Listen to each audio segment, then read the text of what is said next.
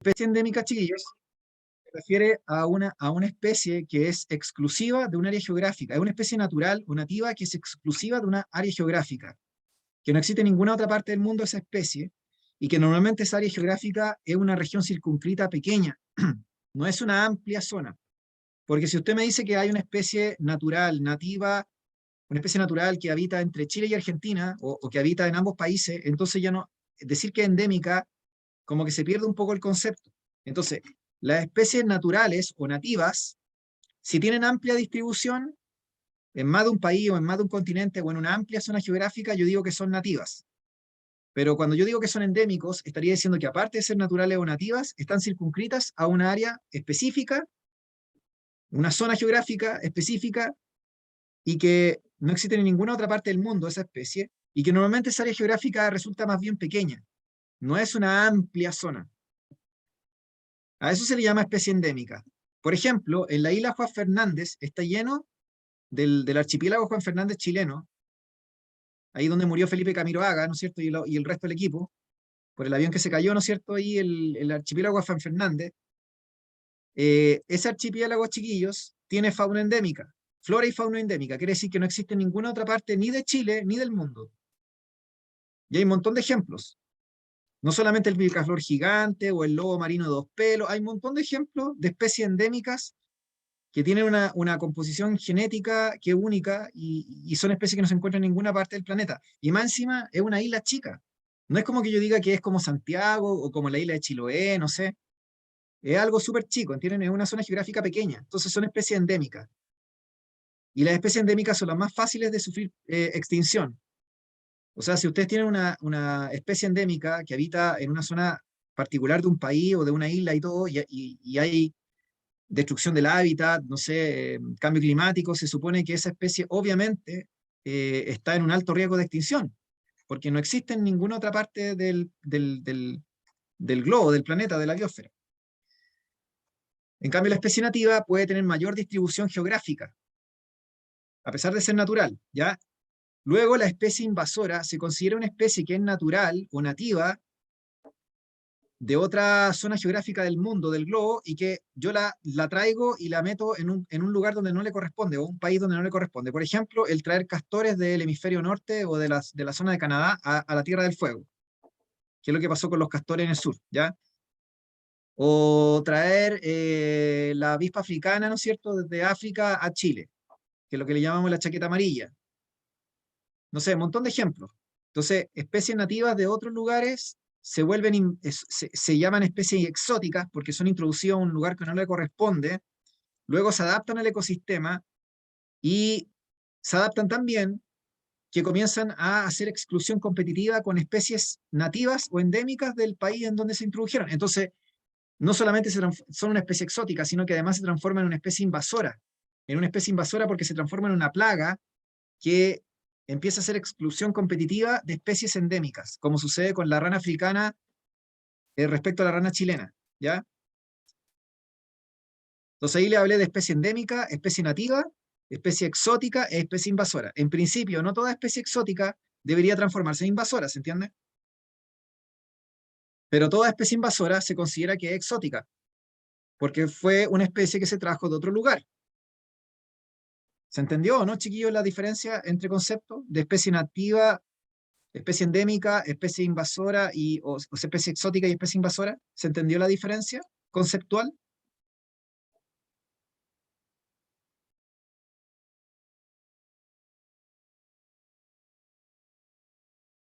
Ya, ahora, eh, yo les conté recién que alguien trajo castores desde el hemisferio norte a Tierra del Fuego, a la Patagonia Argentina en el fondo de Tierra del Fuego. Entonces, ¿qué pasó?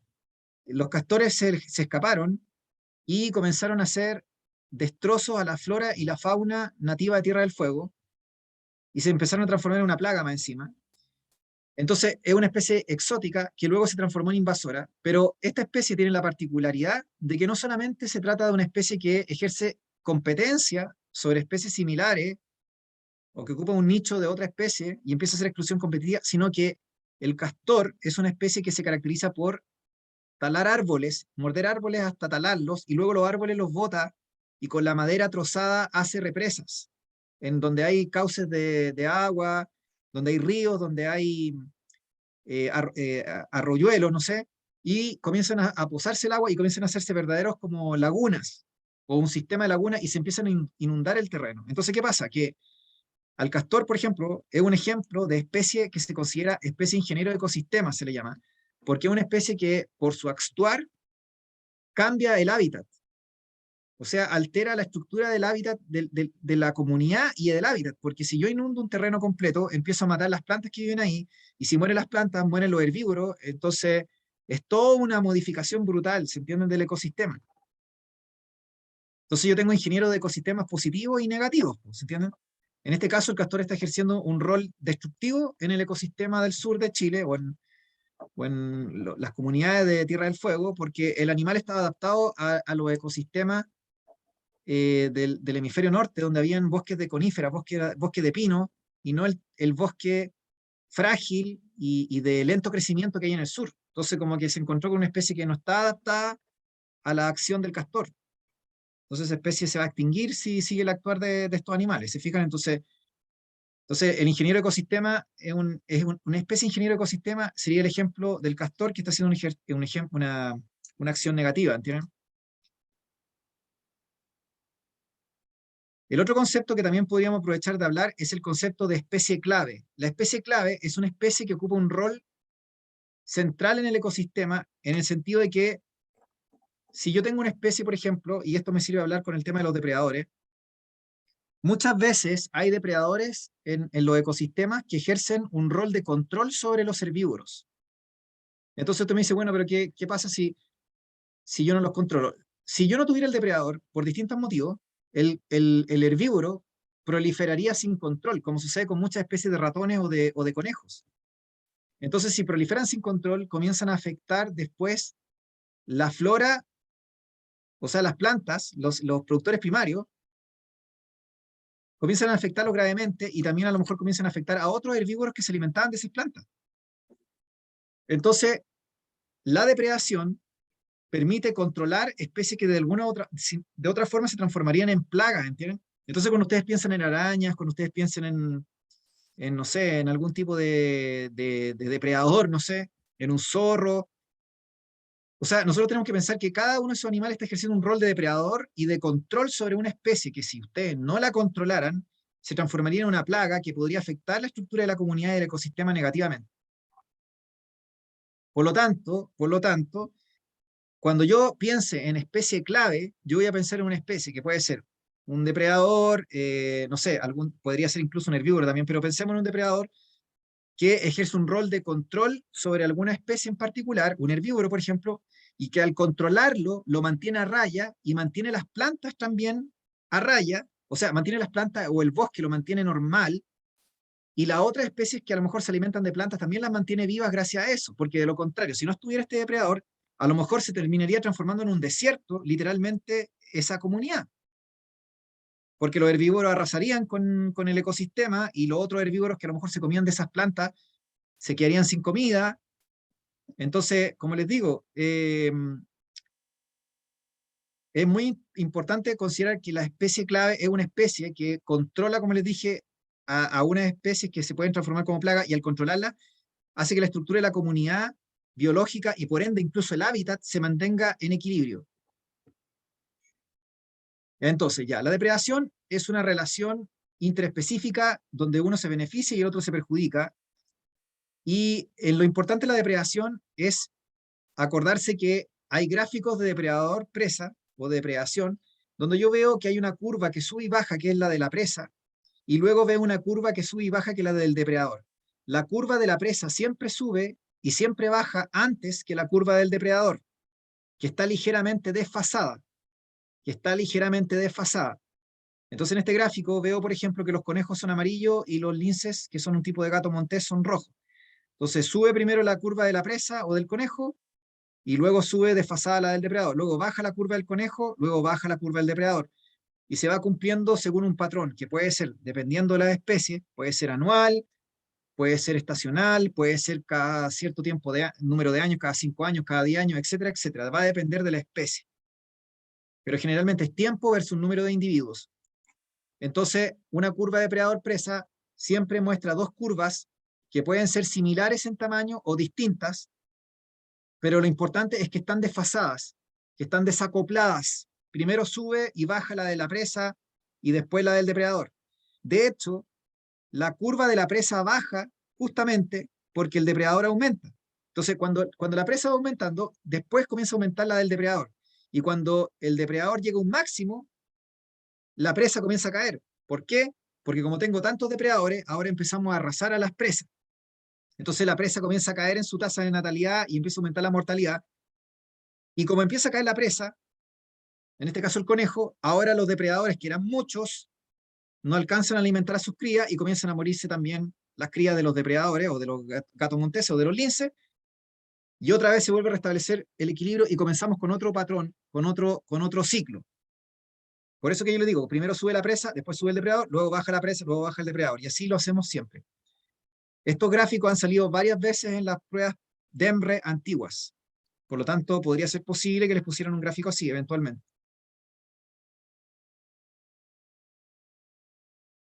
¿Ya? Y por último teníamos el amensalismo, que era una interacción interespecífica.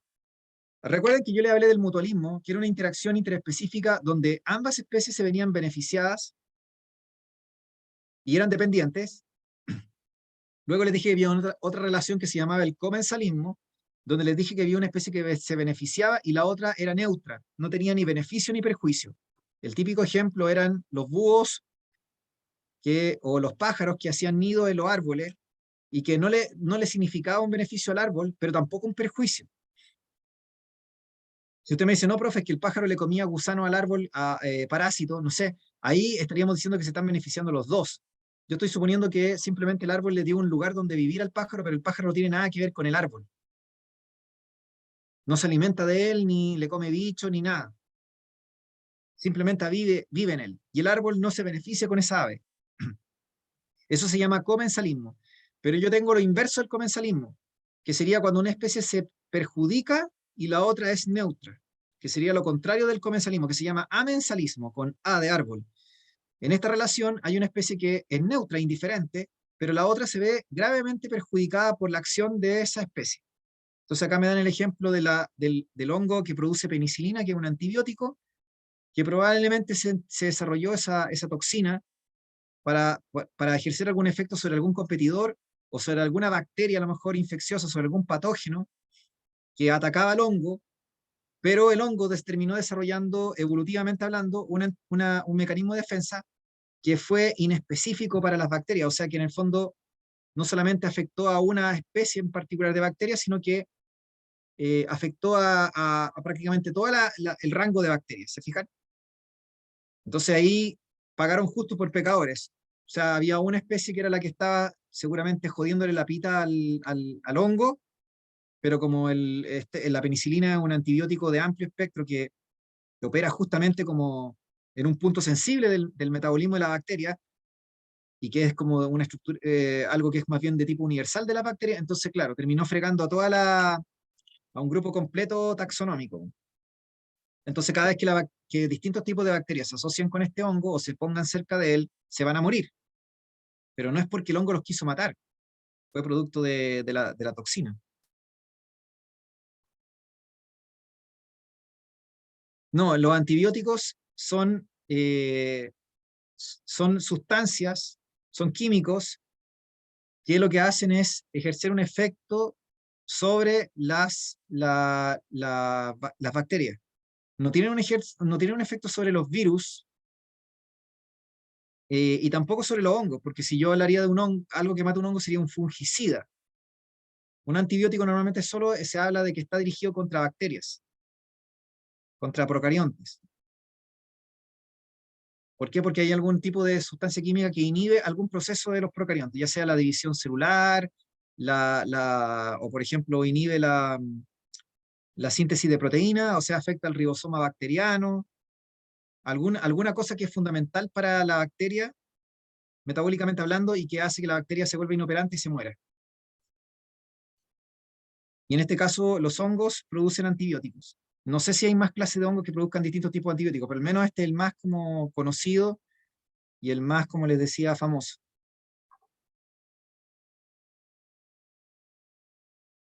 Las bacterias, claro, lo que pasa es que las bacterias experimentan mutaciones. O sea, a medida que ellas se van dividiendo, ellas van experimentando mutaciones en su genoma, porque la duplicación del ADN no es tan perfecta como la que hace la célula eucariota, la polimerasa de la célula eucariota, que es la enzima que copia el ADN. Entonces se van produciendo mutaciones. Y de vez en cuando resultan mutaciones que pueden dar una resistencia frente a los antibióticos después de muchas generaciones de bacterias. Y obviamente porque están operando los principios de la selección natural sobre la población, donde solo deberían quedar los individuos de la población que son resistentes al antibiótico.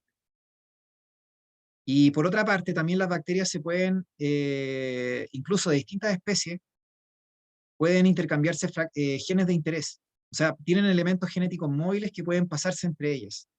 Entonces comparten ADN, por así decirlo. Y como comparten ADN, entonces comparten genes que pueden dar resistencia a los antibióticos.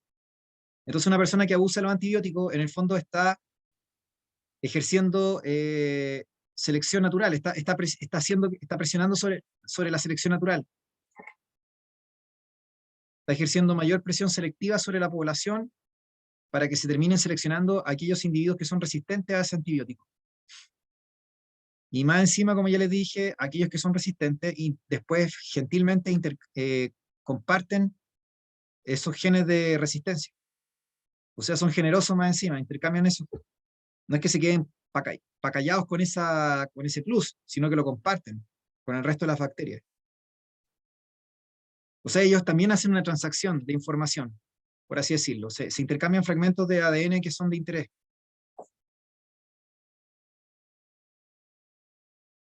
¿Se entendió?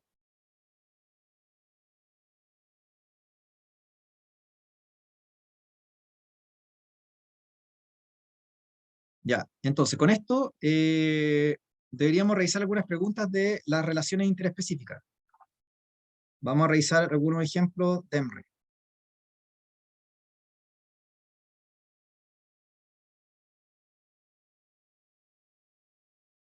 Espérense.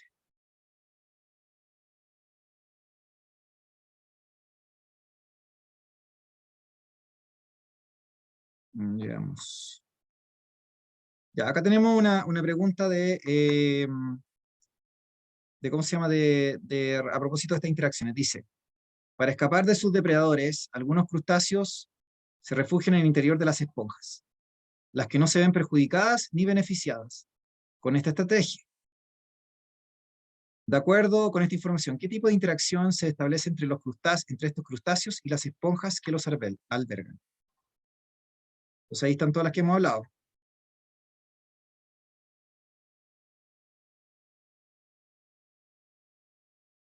Usted tiene que acordarse de lo que hemos hablado, po. Entonces usted dice, ya, mutualismo, interacción más, de dependencia. Protocooperación o cooperación, interacción más, solo que no es dependiente. Amensalismo, interacción -0. Depredación, interacción menos. Competencia, menos. Comensalismo, interacción +0. Y así, y usted se lo aprende. Tiene que aprendérselo con signos. La respuesta es B, muy bien, comensalismo. La simbiosis es un tipo de relación estrecha que se establece entre especies, pero no todas las interacciones interespecíficas son simbióticas. Las simbióticas son mutualismo, comensalismo y parasitismo. Esas tres son simbióticas. Esas tres son interacciones que se clasifican como simbióticas. Pero entre la A y la B, obviamente la más correcta es la B, porque es específica, ¿ya? Ya veamos otro ejemplo. A ver, no sé si tengo acá una más específica, pero no estar un poquito. Ya con esto terminamos la materia, chiquillos, ¿ya? Con esto ya terminamos la materia. O sea, yo de aquí lo que tenemos que empezar a hacer es repaso de las materias que ustedes a lo mejor consideren más relevantes, o empezamos a revisar derechamente ensayos. Tenemos que revisar como mínimo al menos los últimos 4 o 5 ensayos. eh, DEMRE oficiales, como mínimo me refiero, y así repasando los contenidos. Recuerden que la PAE es diferente a la PDT, tiene menos contenido. La parte de hormonas, prácticamente hormonas sexuales, todo lo demás se sacó. Ya, entonces quiero mostrarles acá algunas preguntas de esto que estamos viendo, si se pregunta, ¿ya? Por si acaso, para que no piensen que estamos perdiendo el tiempo. Ya, dejen buscar aquí tenía un ejercicio. A ver, no sé si será esto, sinceramente, pero bueno, vamos a ver.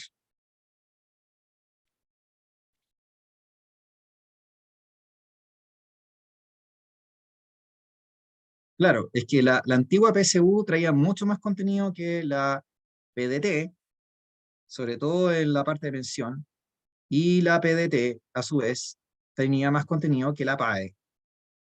Entonces, al final, obviamente, a usted le va a tocar mucho menos información, o sea, mucho menos contenido que las pruebas como más originales. Ya, acá tengo preguntas de lo que estamos viendo, ¿ya? Ya, pregunta. En la fijación de nitrógeno atmosférico intervienen ciertas bacterias y las raíces de las leguminosas. Este tipo de interacción corresponde a... ¿Cuál sería la respuesta aquí, chiquillos? Y hagan lo mismo con las 5. Vayan pensando.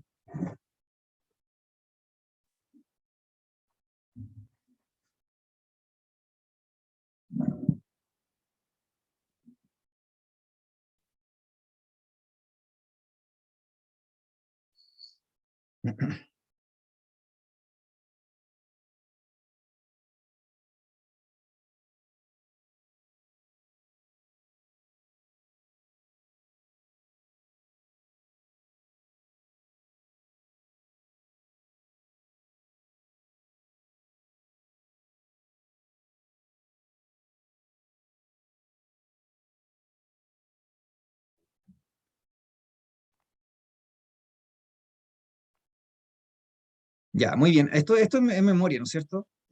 A lo mejor, por ejemplo, les podrían haber puesto el ejemplo del líquen también. Es como si yo le hubiera puesto algo así como, existe una asociación interespecífica entre un hongo y un alga, no sé, eh, que resulta, que se caracteriza por ser una relación de dependencia entre ambos participantes y que incrementa el potencial biótico reproductivo de ambos, algo así, póngale usted. Entonces me dicen, este tipo de interacción corresponde a... Acá lo mismo, solamente que no me dicen mucho, me dicen que hay bacterias fijadoras de nitrógeno y las plantas. Obviamente es beneficio mutuo, es más, relación más. Y esa relación más normalmente es de dependencia, por lo tanto este sería un ejemplo de mutualismo. O sea, alternativa A, muy bien, muy bien. Ya, la 5. La competencia por el alimento es más intensa entre pumas y guanacos.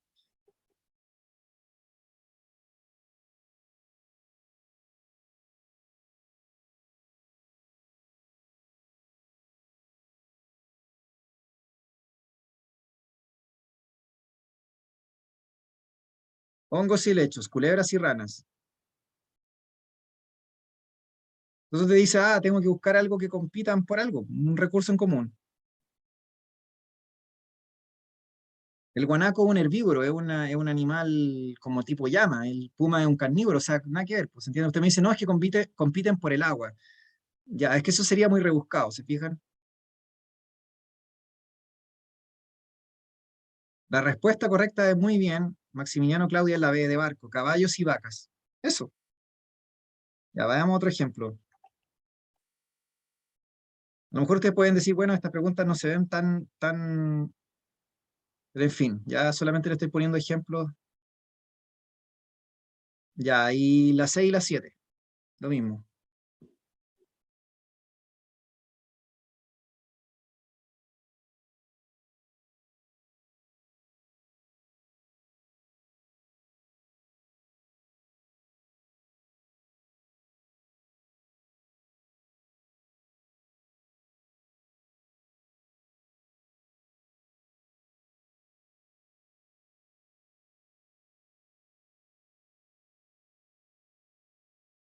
Y otro me dice, profe, no sé lo que son las vinchucas, o no sé lo que es una actinia.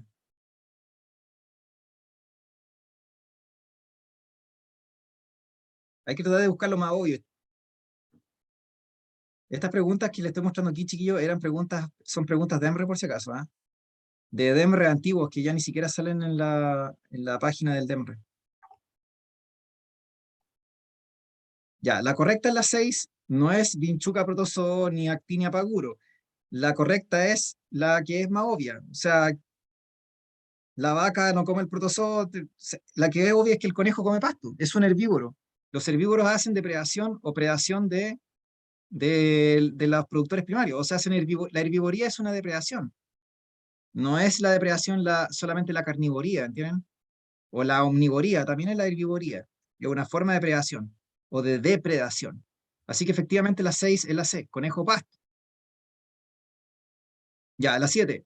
El erizo blanco, y con esto vamos cerrando, tiene en la parte terminal del intestino una jaivita que se alimenta de los restos acumulados en el recto de este erizo. El erizo de mar, pues el que es como el que ustedes ven en la marisquería y toda esa cuestión. En este caso es una ilustración de.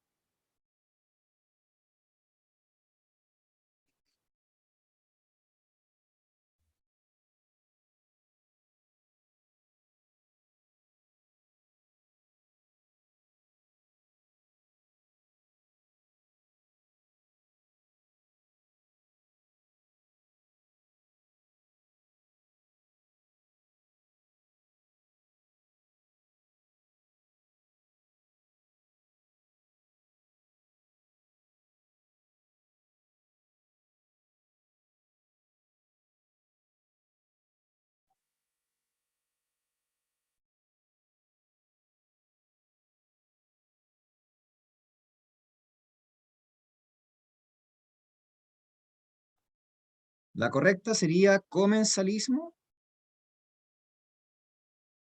Ya, exacto.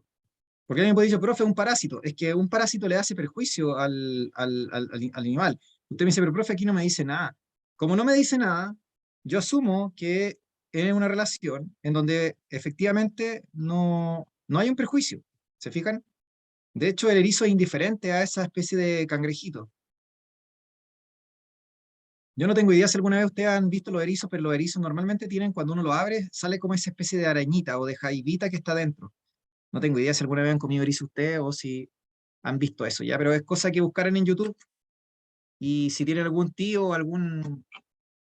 Es que no toda la gente come erizo realmente, es como los picorocos, como los erizos, los piures, son como, como animales marinos que la gente no come, o sea, antiguamente se comían más, pero ahora yo creo que los jóvenes de ahora, las nuevas generaciones no comen, o sea, de hecho el pescado a lo más, y las algas, algunas algas.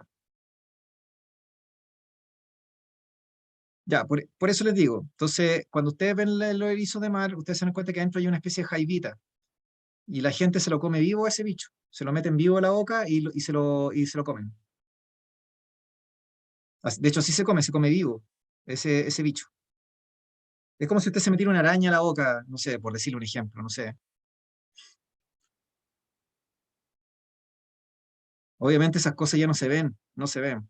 Sí, pues si se comen, la gente se los come. Ya. Entonces, chiquillos, esa es la idea, como les decía, es que nosotros comencemos, claro, el naranjo, exactamente. Efectivamente, esa es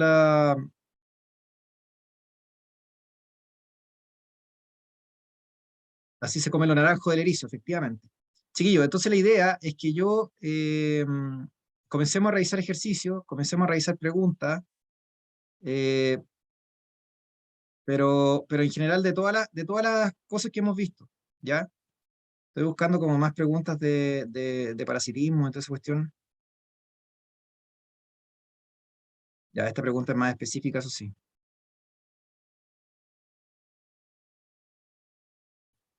Ya, entonces, lo que estaría quedando, chiquillos, es revisar ensayos y revisar preguntas.